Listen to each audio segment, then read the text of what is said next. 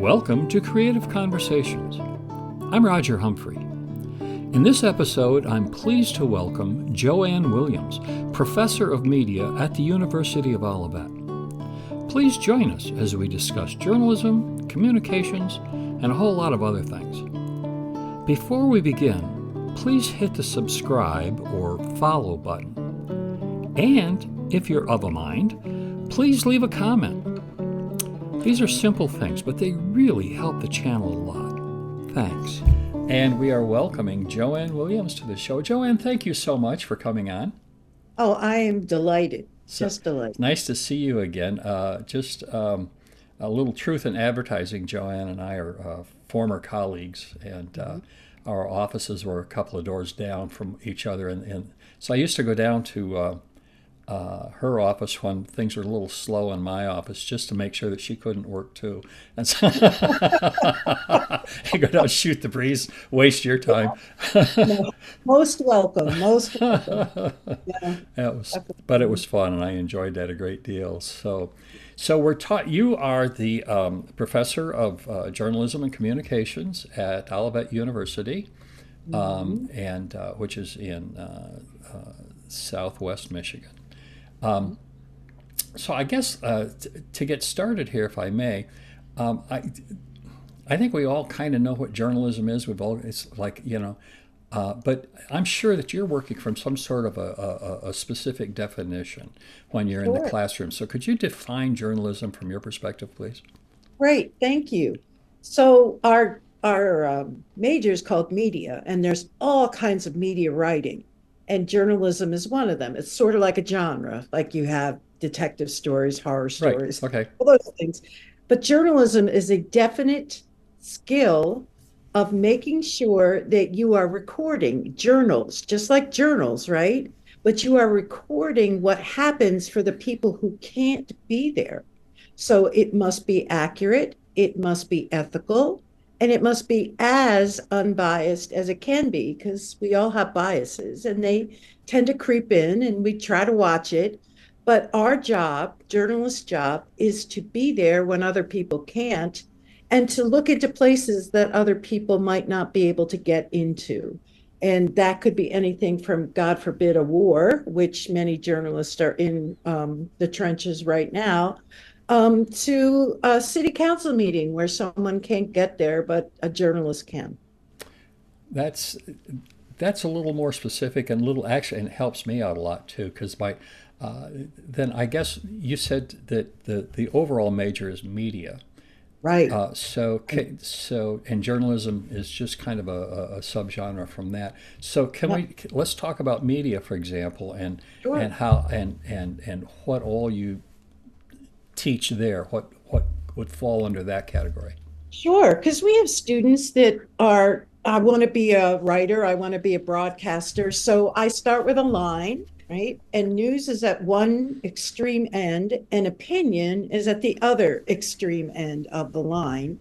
And in the middle, you put everything else in there, from more topical and specific subjects like sports, health, science, all kinds of different things. And when you're talking about those things, the person that writes is usually more studied in those subjects as well. I mean, it would be hard to be a science writer without understanding the basics of whatever science you're covering. But then there are other things, and social media is one of them. The word social is so important.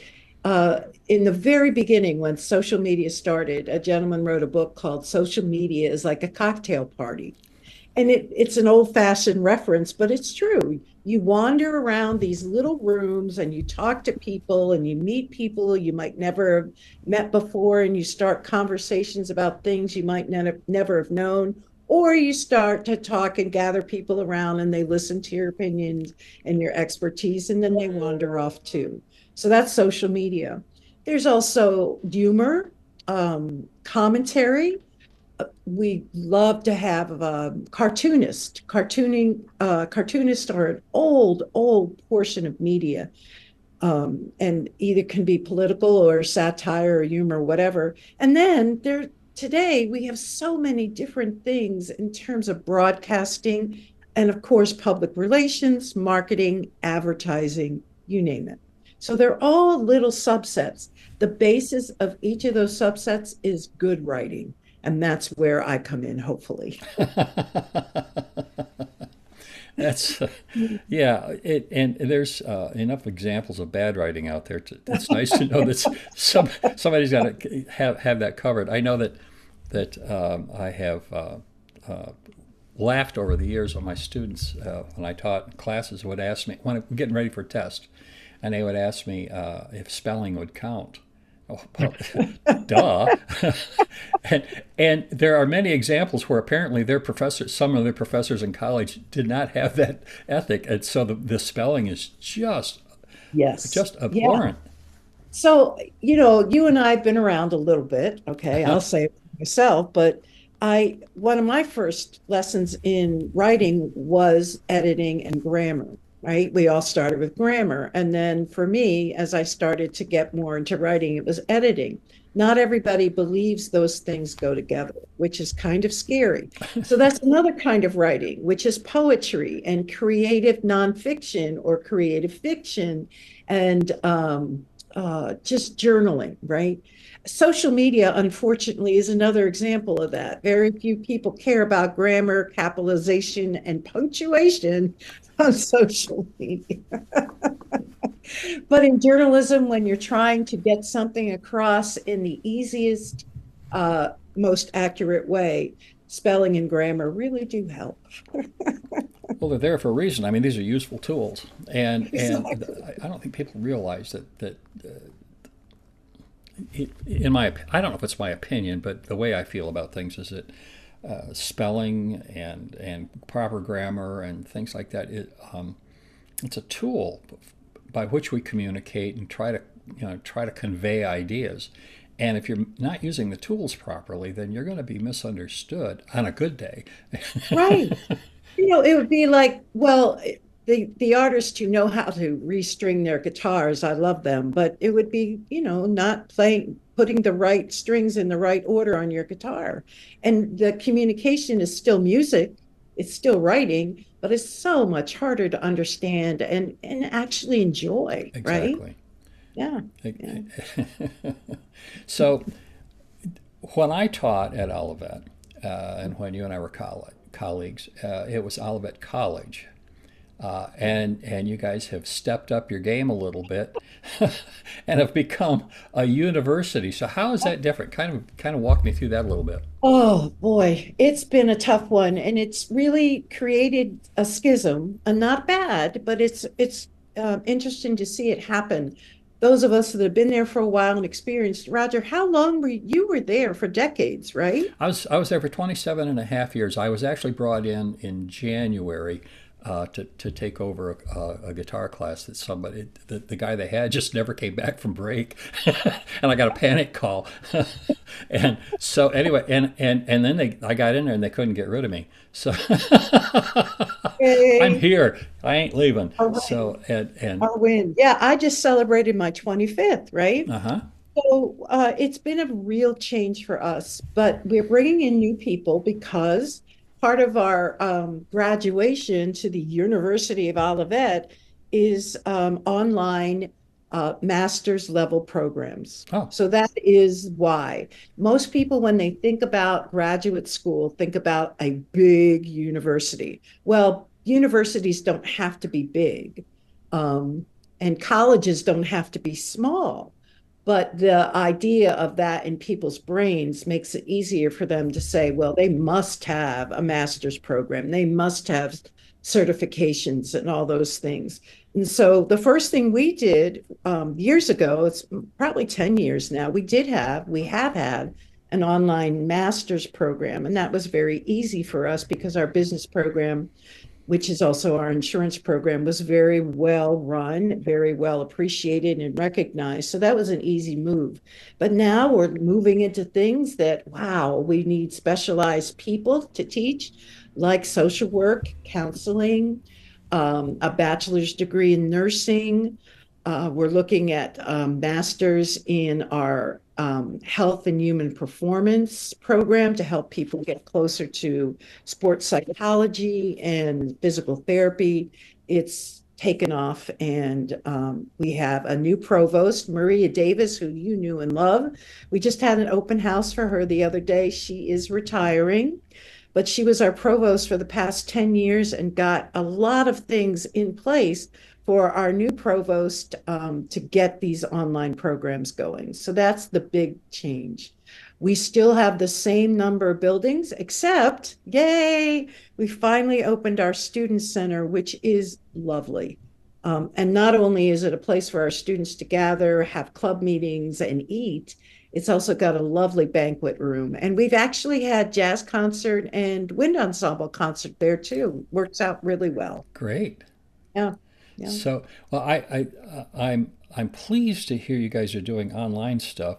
One of the nice things that I've told people for several years, because I've been online now for a long time with lessons and for for the last 5 years doing these blogs and things, and the podcasts. The thing that I tell people is that when you're online, geography doesn't matter. Exactly. I have had interviews with people this last month and a half. Last week I interviewed a lady in Germany, and a week before that it was a gentleman in Miami who's and it's and I've been to northern France without ever leaving this room, and Hollywood, Wow. So it's the idea of having to be in some sort of geographic center anymore is no longer necessary. The idea of a college, of course, was a geographic center. There was you had a footprint on the planet. That you had boundaries. This is the college, and now it's like hit a button. Exactly. But it does change. It does change the way you teach. It does, but we were the people that were thrown in by fire with COVID. Because at that time, and that was just 3 years ago, the undergraduate program had never been online, only the graduate program. So we undergraduate professors had no idea what we were doing. And the first semester was pretty rough, but I actually love it. And for things like this, for things like we bring in guests for our seminars when we meet with all of our majors. We bring in guests from all over the country in our seminars. We bring in local people who just can't get away from their desk, but can certainly give us 20 minutes at their desk. So yeah, I think it's opened up the world. And I kid my students, when the internet first came in, that was my biggest joy, was being able to talk in real time to people all over the world. And that was just by words. And now here we are doing whatever we can, whenever we want, visually, audibly, pictures, whatever. It's just fascinating. And when we use our technology well, and this goes back to media, we can do almost anything. We can bring those messages of war and peace and famine and floods. So it's not just a word, but a reality, not just, unfortunately, for the people who are there, but for the people who aren't. Well, and I look back at the evolution of all of this, and I remember, I remember when we put the first communication satellites in space. I mean, I'm old, and I remember, and I think it was CBS that made a big deal about the fact that they had a camera on the Pacific Ocean and a camera on the Atlantic Ocean, and they were able to broadcast side by side images of both places at the same time in real time. And it was the first time that people were able to see both oceans simultaneously.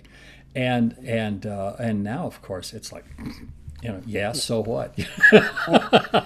Amazing. And when we teach, and this, I know most people do, with the fundamentals. So we go all the way back and talk about cave drawings and smoke, and how do you communicate with people that are far away and close. And then we talk about how to use the technology better and for their benefit, not only their benefit, but as you well know, Olivet's mission is to help serve the world as well as our own community. And so we keep talking to the students about using technology to do that. And now with podcasts like this, and with knowledge that our students are gaining, they can change the world. And it took us a little longer to do that. So do you run a podcast there on campus? The students have been very good. We have a FCC licensed radio station, WOCR Right. 89.1, and that was put in by students decades ago. In fact, this year is our 50th Wow. anniversary for WOCR. And the students have started podcasts. We have a couple that are just wonderful. We have a senior, unfortunately, graduating who's been doing music from Michigan, only Michigan Oh, artist. cool. And she and a colleague, excuse me, it's called the Musical Mitten. And of course, they're younger people, but they talk to all kinds of people. A couple of weeks ago, they had a classical pianist as part of their show. So that's been going on for almost 5 years, which is so wonderful. We have another young man who does a discography show. And the other day, I was astounded. He did a piece on Peter, Paul, and Mary. And I was like, wow, how do you even know about Peter, Paul, and Mary? But he's an eclectic young man. His parents have been a big influence on his music. And so he's bringing those kinds of things to our students in the world. Our students love doing sports. And it's a great training ground for them to see how involved, how much time management and organization is involved in doing a podcast. So it's a great teaching tool as well. Yeah, it is. When I first started, I just got friends together and I just record on my phone, and we would just sit and shoot the breeze. And I take it home, and then I would find some time to edit, and get out the bad words and one of the things I've laughed about is that over the years I start editing these things, and I realized that like every old man you ever meet, I have a limited number of stories, and I tell them to everybody. I start editing. Oh God, there he goes again. There it goes again. Yeah, no, no, it's great. But that's what people love, right? It's real. And as much as we hate screens, and screens are dangerous, right? We got to learn how to, our back problems, our eye problems, we got to, everything in moderation, right? These screens are still capable of reminding us that storytelling is what we live for, that visiting with other people is essential in our lives. And if this is the only way we can do it for whatever reason, as i.e., COVID or friends and relatives around the world, then we use it. Well, and you hit that word storytelling, and I think that is for me that's at the crux of everything that I try to do here. I think whether you're talking about a sculpture or a painting or a piece of music, whether it's a Peter, Paul, and Mary song or a Chopin Polonaise, or if it's the story of a flood, or the story of the Good Samaritan down the street. It's always the story that matters. If I'm playing Chopin, if I'm playing Bach, it's not just notes. It's I need to tell a story with that music, and so that's really at the heart of most of what we do, I think. Oh, definitely. And you can remember people like Charles Perrault on the Oh road, yes, right? absolutely. Doing those things. And gosh, I can't think of his name. There's another one that's doing it again. The storytelling Steve thing, though, Hartman. yes, thank you. Thank you so much because I like him so much. Yes. Um, the storytelling thing actually came from, of all places, well, they didn't, I don't think they thought of it, but they championed it, was the Wall Street Journal. And it's a business paper, right? And it Sure. always has been. But in order for us to understand hard subjects, economics and all those things, it starts with a story. So, for example, a story recently was on out of oh, healthcare out of your oh, I can't think, Roger, when the doctor is not in your group, right? Okay.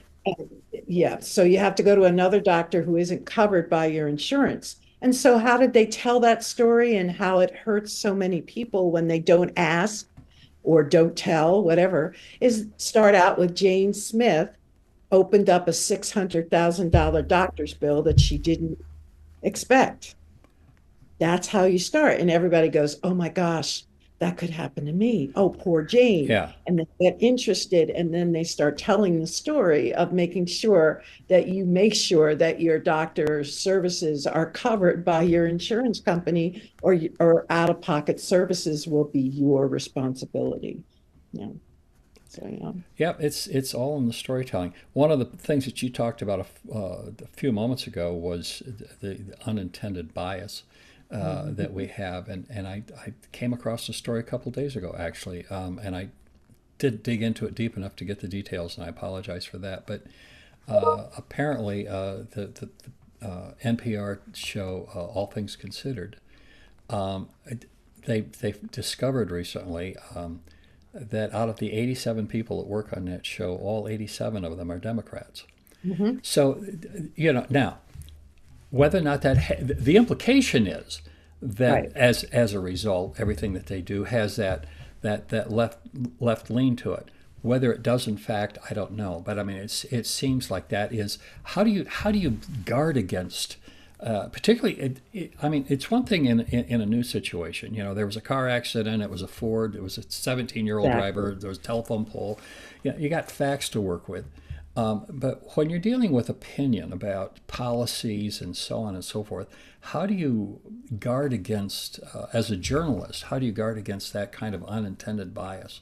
How do you Great, not? great question. So the first thing that you need to do is label it. What are we talking about here? Because not everybody is media literate. And if it's a factual story and that's the way that they're telling it, that is totally different than what's your opinion on.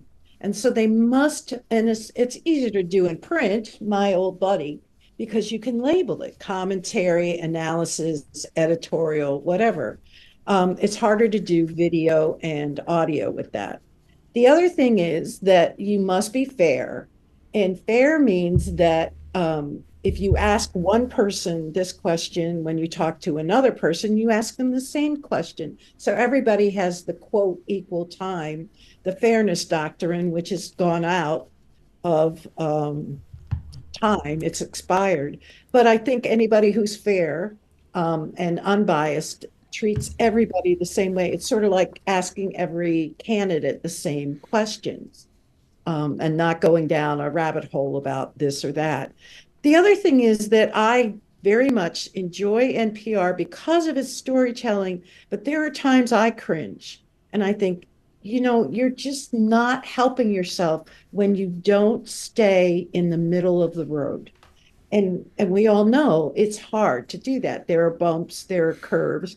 And I think the first thing to do is to acknowledge that you're not, acknowledge it. And being on another side, having another opinion, thinking this over that, there's nothing wrong with that. You just have to acknowledge it.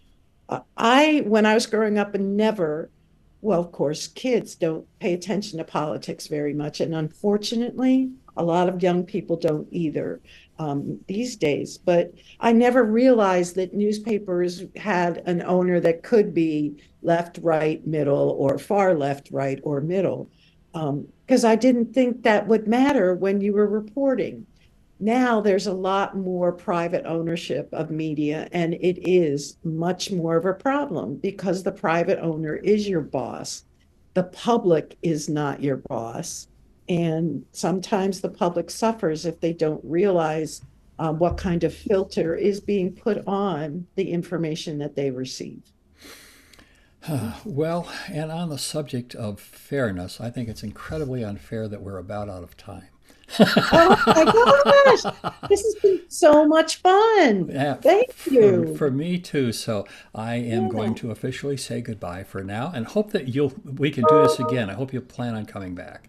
Oh, that would be wonderful. Oh, that would be great. Thank you very much, Roger. Thanks, Take care of Joanne. yourself. Nice talking to you. Thanks so much for taking the time to join us.